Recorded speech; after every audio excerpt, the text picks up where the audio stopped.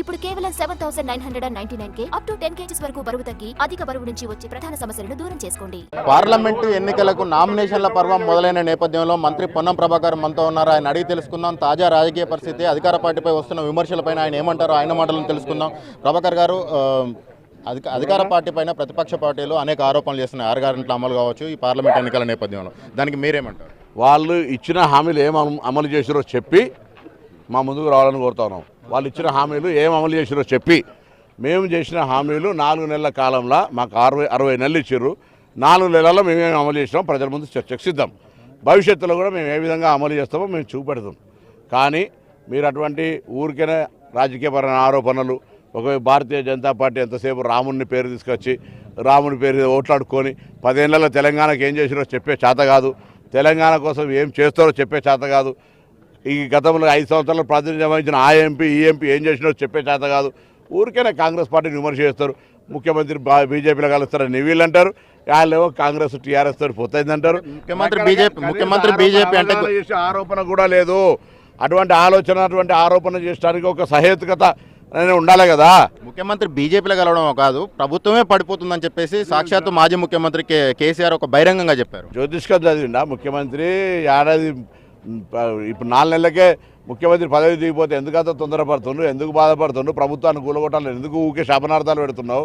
నీ పిల్లి శాపనార్థాలతో అయ్యేదే ఉన్నది. ఎందుకు ప్రభుత్వం మీద అంత కక్ష? నీకు చేతనైతే ప్రతిపక్ష నాయకుడిగా ప్రభుత్వాన్ని సహకారం చేయి.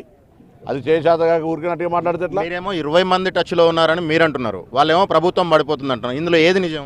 అరే ఇప్పుడు మేము టచ్లు ఉండకపోవడం కంటే ఎక్కువ కూడా మేము అంతర్గతంగా ఇష్యూస్ ఉంటే కూడా మాట్లాడుకుంటాం. కానీ వీఆర్ యునైటెడ్. ప్రభుత్వము కూలిపోయే ప్రశ్న ఉండదు. ప్రభుత్వం కూలిపోతుందని ఒక ఊరికైనా మూర్ఖపు ప్రచారం చేస్తూ ఉన్నారు.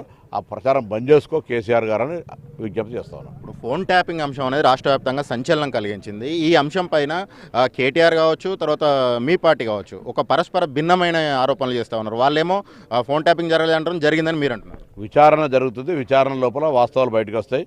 జరిగిందా లేదా అని ముందు కేటీఆర్ గారే 3-4 లఫంగాలు చేస్తే తప్పేందని అడిగిండు. కాబట్టి జరగలేదు అనేది ఏం లేదు, జరిగిన దాని మీదనే అరెస్టులు జరుగుతూ ఉన్నాయి. ఫోన్ ట్యాపింగ్ అనేది ఎవిడెన్స్డ్ క్రైమ్. అంటే 2004 నుంచి ఫోన్ ట్యాపింగ్ మీద విచారణకు సిద్ధమా అని చెప్పేసి బీఆర్ఎస్ వాళ్ళు అంటున్నారు. బరాబర్ చేయమంటున్నాం కదా. ఆనాడు మీరు అధికారంలో ఉన్నప్పుడు తెలంగాణకు వ్యతిరేకంగా కిరణ్ కుమార్ రెడ్డి ఉద్యమం చేస్తుంటే ఉద్యమాలు అణచడానికి ఫోన్ ట్యాపింగ్ ఉపయోగించుకున్నామని మేము ఆరోపణ చేసినాం ఆ రోజు ఎంపీలుగా. తెలంగాణ రాష్ట్రం వచ్చినందుక దాని తర్వాత ఎందుకు దాని మీద విచారణ చేయలేదు కేటీఆర్ గారు అని అడుగుతా ఉన్నాం. 10 ఏళ్ళు మీరే కదా సర్కార్లా. తెలంగాణ అణచడానికి కిరణ్ కుమార్ రెడ్డి టెలిఫోన్ ట్యాపింగ్ చేస్తే కూడా మేము ఆరోపణ చేసిన తర్వాత ఆ అంశం మీద ఎందుకు విచారణ జరపలే? ఇది కూడా మీరు ప్రస్తావిస్తేనే మేము ప్రస్తావిస్తాను. మీరు 10 సంవత్సరాల అధికారంలో ఉండి కిరణ్ కుమార్ రెడ్డి టెలిఫోన్ ట్యాపింగ్ విచారణ చేయకుండా దాని తదుపరి వచ్చేటువంటి టెలిఫోన్ ట్యాపింగ్ సంబంధించి అప్పుడు గింత జరిగితే ఇప్పుడు ఇంత చేసి మొత్తం రాజకీయ నాయకుల మీద, మీ పార్టీ మా పార్టీ, వ్యాపారస్తుల మీద, అధికారుల మీద అనేక రకాలుగా టెలిఫోన్ ట్యాపింగ్ చేసి ప్రజాస్వామ్యానికి వ్యతిరేకంగా పనిచేసి ప్రజాస్వామ్యానికి అధికారంలో ఉన్నోడే ఇటువంటి దోపిడీలకు 50 కోట్ల షేర్లు 50 లక్షలకు కొన్నటువంటి పరిస్థితి బెదిరించి వ్యాపారస్తుల దగ్గర బయటకు వస్తున్నాయి. ఒక్కొక్కటి ఎవడు పైసలు తీసుకోతున్నాడు టెలిఫోన్ ట్యాపింగ్ ట్రాన్సాక్షన్ తెలుస్తుంది. ప్రతిపక్ష నాయకులు ఇండకాలం మొత్తం రూములు పెట్టి టెలిఫోన్ ట్యాపింగ్లు చేశారు. ఇది మీ ప్రభుత్వ విధానమా? సమర్థించుకుంటారా? మూర్ఖులు ఇంకా మాట్లాడుతూ ఉన్నారు ప్రభుత్వం కోల్పోతుందని. జ్ఞానం ఉండాలి కదా. లిక్కర్ స్కామ్ మీద మీరేమో కవిత లిక్కర్ స్కామ్లో నిందితురాలని చెప్పేసి మీరు అంటా ఉన్నారు. వాళ్ళు ఏమంటున్నారంటే రాహుల్ గాంధీ లిక్కర్ స్కామ్ జరగలేదు అని చెప్పేసి రాహుల్ గాంధీ ఢిల్లీలో అంటున్నారు. గల్లీలో కాంగ్రెస్ వాళ్ళు ఇది స్కామ్ అని అంటున్నారు. దీన్ని ఎట్లా చూడాలని చెప్పి మాజీ మంత్రి హరీష్ రావు అంటున్నారు. లిక్కర్ స్కామ్ గురించి హరీష్ రావు ఏం మాట్లాడుతుండో, బండి సంజయ్ ఏం మాట్లాడుతుండో సందర్భంగా బండి సంజయ్ గారు అనేక సందర్భాల్లో ఇక కవిత అరెస్ట్ అయిందన్నాడు, జైల్లో రూమ్ కూడా కట్టినా అన్నాడు. మేము ఎన్నడూ అనలే కవితను అరెస్ట్ చేయమని చెప్పి అధికారం మాకు సంబంధం లేదు, కవితను అరెస్ట్ చేస్తామని చెప్పినటువంటి సంబంధం లేదు. అరెస్ట్ చేయడం అనేది కూడా ఒక డ్రామా. ఎన్నికలకు ముందు భారతీయ జనతా పార్టీ కార్యకర్తలు ఊళ్ళల్లో పోతే కవితను ఎందుకు అరెస్ట్ చేయాలి, అరెస్ట్ చేస్తారని చెప్తారు కదా, మీకు వాళ్ళకు స్నేహితం ఉన్నదనేటువంటి మాట సొంత పార్టీ నాయకులు అడగడం ఒకటైతే, ఆ కారణం మీద బండి సంజయ్ చెప్పిన మాట ప్రకారంగా కవితను అరెస్ట్ చేశారు. ఇవాళ టీఆర్ఎస్ పార్టీ నాయకత్వం ముసలి కన్నీరు గారుస్తుంది. అంటే ఇద్దరు కూడా అరెస్ట్ చేసినామని చెప్పుకుంటారు. వాళ్ళు అయ్యో మా బిడ్డను అరెస్ట్ చేసినారని సానుభూతి ప్రజల దగ్గరకు అయ్యో అని సానుభూతి పొందడానికి జరుగుతున్నటువంటి డ్రామా. ఇది biggest drama, screen play. Parliament ఎన్నికలకు నామినేషన్ల పర్వం ఈ రోజు నుంచి ప్రారంభం కాబోతుంది. రాష్ట్రంలో కాంగ్రెస్ పార్టీకి ప్రతిపక్షంలో ఉన్న ఏ పార్టీకి పోటీ ఉంటుందని మీరు భావిస్తున్నారు? మేము గెలుస్తూ ఉన్నాం, వాళ్ళిద్దరూ 2, 3 స్థానం కోసం కొట్లాడుకోవాలి. 2, 3 స్థానాలను మీరు అంటున్నారు. కరీంనగర్లో ఇప్పటివరకు అభ్యర్థినే ప్రకటించలేదు. మీరు ఎలా గెలుస్తారు? మేమందరం ఉన్నాం. అభ్యర్థి కాంగ్రెస్ పార్టీ గెలుస్తుంది. అభ్యర్థి గెలుస్తారా? అభ్యర్థి కాంగ్రెస్ పార్టీ గెలుస్తుంది. కాంగ్రెస్ పార్టీ కూడా మేము ఆల్రెడీ మా క్యాంపెయిన్ కొండగట్టును స్టార్ట్ చేసినాము. దాని తర్వాత భారతీయ జనతా పార్టీ హామీల మీద దీక్ష చేసినాం. రేపు ఇవాళ నుంచి నియోజకవర్గాల స్థాయి సమావేశం పెట్టుకున్నాం. కాంగ్రెస్ పార్టీ గెలుస్తుంది. ఈ నియోజకవర్గ ప్రజలు కాంగ్రెస్ పార్టీని ఆశీర్వదిస్తారు. గతంలో పనిచేసిన 5 సంవత్సరాల ఎంపీ వినోద్ కుమార్, 5 సంవత్సరాల ఎంపీ బండి సంజయ్ కుమార్ గారు ఈ నియోజకవర్గం చేసింది ఏమీ లేదు.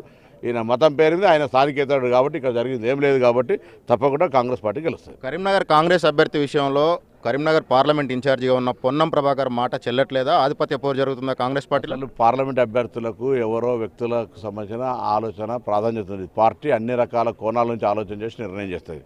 మేము మళ్ళీ ఆన్ రికార్డ్ చెప్తున్నాం. మేము అందరం కూడా శాసనసభ్యులం కావచ్చు, పోటీ చేసిన అభ్యర్థులం పార్టీ నిర్ణయం కొరకు కట్టుబడి ఉన్నాం. పార్టీ నిర్ణయం ఎవరు అభ్యర్థిని ప్రకటిస్తే వాళ్ళని భుజాన్ని ఎత్తుకొని ఊరేగితే తిరుగుతాం. పెద్దగా పోటీ లేని స్థానంలో కూడా ఎందుకు పోటీ లేని స్థానం? ఇద్దరు మంత్రుల మధ్య ఆధిపత్య పోరే కారణం అని అంటున్నారు. మా పార్లమెంట్లో ఎవరిని ఒక్కరినే, ఇంకోరు లేరు ఇక్కడ. మళ్ళీ ఉమ్మడి జిల్లాకు సంబంధించిన వాళ్ళు ఎవరు జోక్యం వాళ్ళకి ఎవరు నియోజకవర్గాల వాళ్ళే కాబట్టి అదంత ఇష్యూ ఏం లేదు. ఇక్కడ పార్లమెంట్ నియోజకవర్గం మేము అందరం కూడా శాసనసభ్యులము, అందరం పార్టీ నాయకత్వంతో ఏకతాటి మీద పార్టీ నిర్ణయాన్ని అమలు చేయడానికి సిద్ధంగా రెడీ సైనికుల్లాగా ఉన్నాం. చివరి ప్రశ్న, మీ ప్రత్యర్థి అంటే మీ పార్టీ ప్రత్యర్థి బండి సంజయ్ అంటున్నారు కాంగ్రెస్ పార్టీకి రాముని మీద ప్రేమ లేదు, కాంగ్రెస్ పార్టీకి హిందువుల మీద ప్రేమ లేదు, హిందూ బంధువులు ఏకం కావాలంటారు. మేము కూడా రాముని మీద ప్రేమ ఉంది. హిందూ బంధువులారా, రాముని పేరు మీద ఓట్లు అడిగే బిచ్చగాళ్ళ పట్ల జాగ్రత్తగా ఉండండి. నరేంద్ర మోడీ ఏం చేసిండు అడుగురి. మేము రాముని పేరు మీద ఓట్లు అడిగి రాముని కూడా రాజకీయాలకు తీసుకురాగానే మూర్ఖులారా అంటున్నాం. రాముని రాజకీయాల్లోకి తీసుకురావద్దు. తర్వాత కరీంనగర్ పార్లమెంట్ అభ్యర్థి విషయంలో ఎటువంటి భేషజాలు లేవు, మేము త్వరలోనే అభ్యర్థిని ప్రకటిస్తామని చెప్పేసి మంత్రి పొన్నం ప్రభాకర్ అంటున్నారు. కెమెరా పర్సన్ సంపత్తో కలిసి భాస్కర్, ఎన్టీవీ, కరీంనగర్ నుంచి.